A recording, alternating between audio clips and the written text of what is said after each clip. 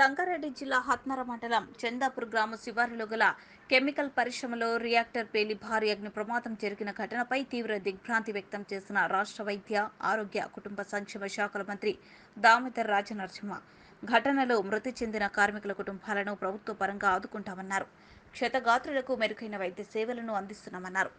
ఘటనపై పూర్తి విచారణ జరిపిస్తామన్నారు. భవిష్యత్తులో ఇలాంటి ఘటనలు జరగకుండా ముందస్తు జాగ్రత్తలు తీసుకుంటామన్నారు.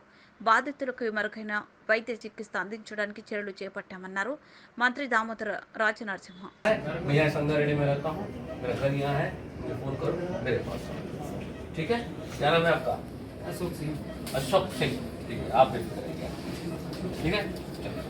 आपका नाम क्या है?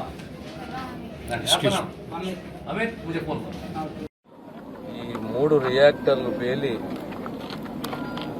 22 మందికి గాయాలు, అందులో 4 మరణించారు, ఇంకా 3 సీరియస్ ఉన్నారు. హాస్పిటల్కు తరలించడం జరిగింది. సంగారెడ్డి, ఎంఎన్ఆర్, నిమ్స్కు. ఈ కారణం ఏంది, ఈ సంఘటన ఎందుకు జరిగింది అనేది ప్రభుత్వం దీనిపైన ఎంక్వైరీ చేసి రిపోర్ట్ తెప్పించుకోండి. భవిష్యత్తులో ఏ చర్యలు తీసుకుంటే ఇలాంటి సంఘటనలు జాగ్రత్తలు తీసుకోవాలనేది దానిపైన ప్రభుత్వం స్పందిస్తుంది. ఇక మా సానుభూతి కుటుంబాలకు ప్రగాఢ సానుభూతి తెలియజేస్తున్నాము. మరణించిన కుటుంబాలకు ప్రభుత్వం కానీ మేనేజ్మెంట్ కానీ ఆర్థికంగా వారికి సహాయం చేయాలి, ఆదుకోవాలి, కాపాడుకోవడంగా ఉద్దేశం ఉంది, కమిట్మెంట్ ఉంది.